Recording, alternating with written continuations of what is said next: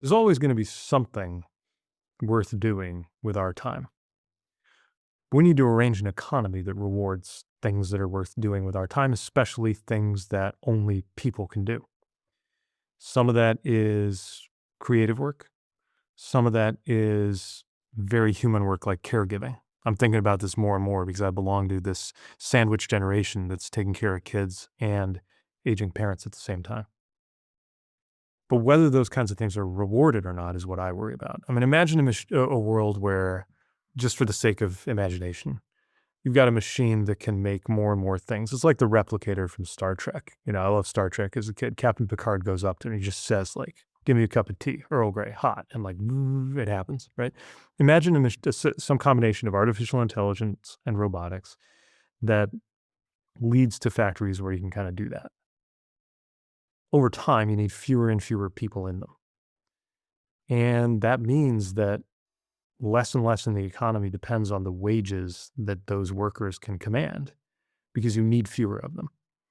That means more and more is going to depend on, well, who actually owns the machine, by which I mean both the intellectual property, the AI, and the physical plant, right? And that's where we've got to make sure that the American people own enough of this, or at least to own enough of the value that's being created, that people's needs can be met. How? Well, there's a lot of ways you can do it. I think some version of a dividend makes sense. What I mean by that is there's some public share.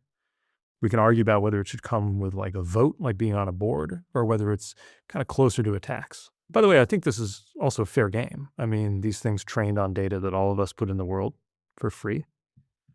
These things are based on the internet, which was created by the American taxpayer, basically free of charge in the 1960s when DARPA, the Defense Advanced Research Projects Agency, created what became the internet. And now it's time to return more of that to the American people. You do that, we really could have a shorter work week and more money in our pocket. But there's a big but here, which is it hasn't always worked out that way with labor-saving technology. 100 years ago, the economist John Maynard Keynes wrote an essay called Economic Possibilities for Our Grandchildren. He wrote this in 1930, and it was all about what the world would be like 100 years from then, so 2030. And he predicts that the productivity of our economy, because of automation, technology, all these things, will go up something like 5 to 8-fold. And because of that, really, we're not going to have to work more than 10 or 15 hours a week. And so far, we are on track to almost perfectly match his prediction about productivity. But we're nowhere close to that. If anything, we're working more right now. So how does that happen?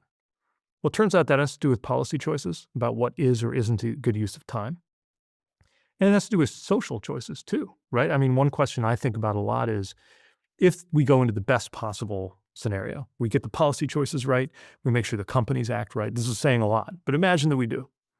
And we do, in fact, have, most of us have a shorter work week and more money in our pocket. How do we know we're going to use our time well? Because in many ways, I think many of us are aching to have more time to use well. I know just doing my thing, I wish I had more time with my kids. This is always the lament of a politician, but like anybody in an intense job wishes they had more time with people they love. But, also a lot of our time right now is being absorbed by bullshit, right? Scrolling. Things where you spend an hour doing it and an hour later, nothing sticks. It's exactly as if you hadn't.